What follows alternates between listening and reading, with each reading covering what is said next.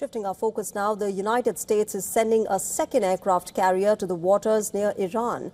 Reports suggest that the USS Gerald R. Ford is on its way to the Arabian Sea. President Donald Trump has issued yet another warning to the Iranians, saying that if Tehran does not make a deal, the result will be, quote, very traumatic.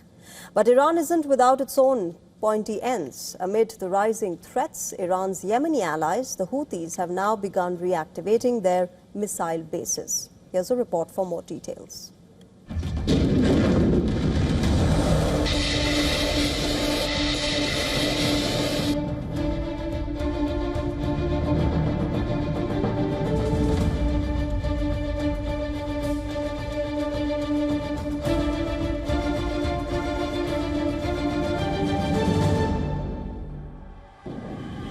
The Houthi rebel group in Yemen has begun deploying its missile launchers. Reports say that they're being relocated to the Red Sea coast to better target crucial shipping lanes. Missile launchers are being moved from strongholds in the inland Amran Governorate to the coastal Hajar region. And according to the reports, they are being positioned in areas with extensive tree cover to camouflage them from surveillance drones and aircraft. This indicates that the Houthis are preparing to strike without warning and once again target commercial shipping in the Red Sea.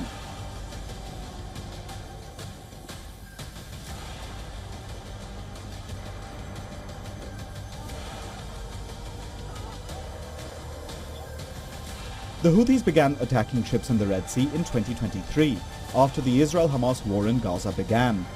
This crippled the trade route, which at its peak used to cater to 12 to 15% of all global shipping.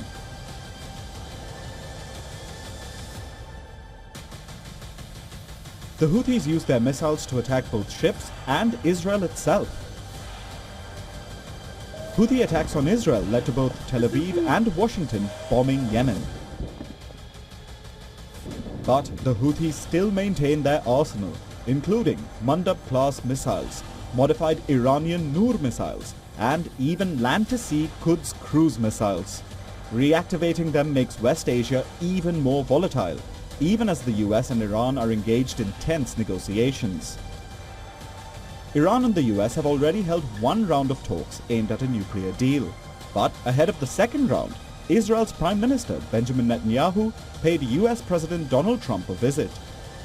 Netanyahu has departed the US, saying that he thinks Trump is creating the conditions for a good deal.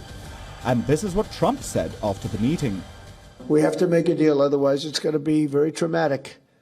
Very traumatic. I don't want that to happen, but we have to make a deal. They should have made a deal the first time, and they got Midnight Hammer instead. And this will be very traumatic for Iran if they don't make a deal. Look, if they don't make a deal, then it'll be a different story. But we had a very good meeting yesterday with Bibi Netanyahu, and he understands, but it's ultimately up to me. Reports say that the US has deployed a second aircraft carrier to West Asia. This time, it's the world's largest carrier, the USS Gerald R. Ford. It's the same aircraft carrier that Trump had stationed near Venezuela before carrying out Operation Absolute Resolve to capture Nicolas Maduro.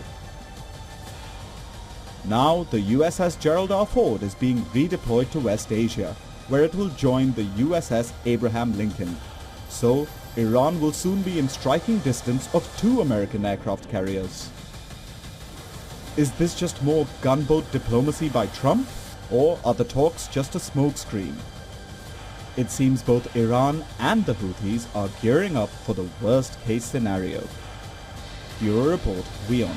World is One.